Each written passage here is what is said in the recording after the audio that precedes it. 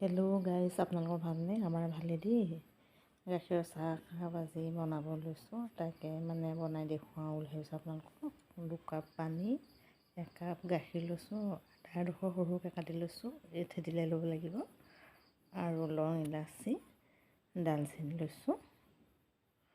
এইদৰে এনেকৈ থেতিলাই লৈছোঁ আদাখিনি।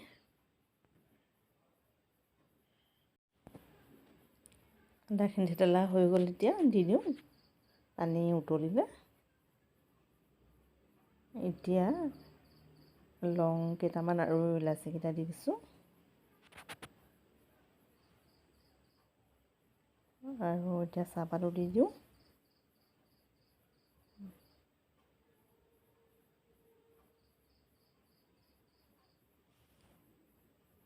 গাখীৰৰ চাহ বনাম যেতিয়া চাহপাত অলপমান সৰহকৈ দিব লাগিব।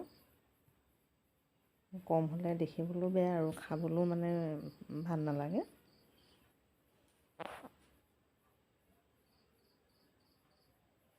ভালকৈ অলপমান লৰাই দিছোঁ এতিয়া।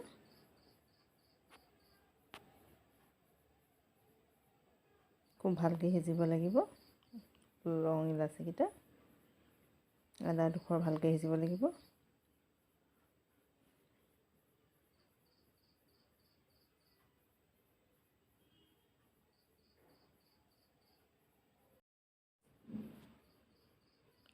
এতিয়া চেনি অলপমানো দিব লাগিব।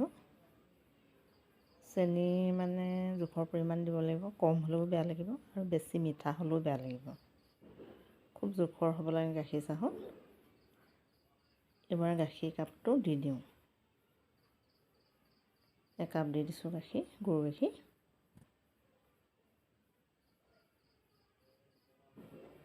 গৰু গাখীৰ খালে মানে গেছ নহয় চাহ। চাহখিনি এতিয়া নমাবলৈ হ'ব, আৰু এতিয়া দিছোঁ ডালচেনি আৰু ইলাচি কেইটামান আকৌ দি দিছোঁ। নমাবৰ সময়ত দিলে মানে গন্ধটো আহে ভালকৈ, আৰু খাবলৈও মানে খুব টেষ্টফুল হয়। সেইকাৰণে নমাবৰ সময়ত দিব লাগে মানে ডালচেনি আৰু ইলাচি কেইটামান আকৌ গুড়ি কৰি দিছোঁ। এনেই থেতেলাই দিছোঁ মানে।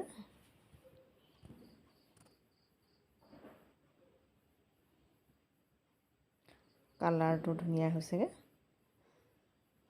এতিয়া আৰু নমাই দিম, চাহখিনি হৈছে আৰু।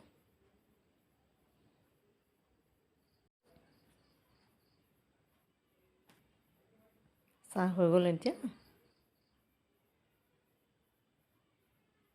1 কাপ খাই লওঁ বুলি ভাবিছোঁ, চাকি লৈছোঁ।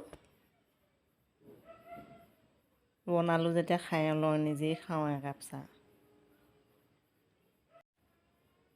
চাহকাপ খাবলৈ মই আলু ভুজিয়া অকণমান ল'লোঁ, আৰু বৰফি এটা লৈছোঁ, বিস্কুট 2টা লৈছোঁ।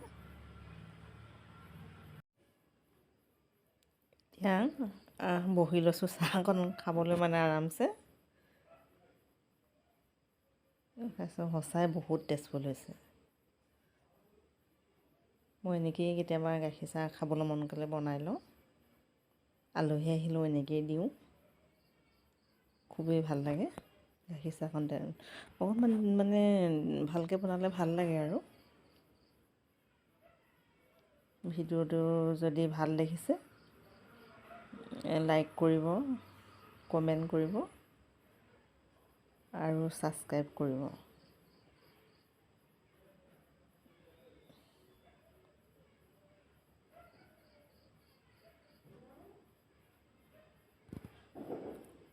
বহুতেই টেষ্টফুল হয়, সঁচাই বহুতেই টেষ্টফুল হ'ল চাহকাপ খাবলৈ।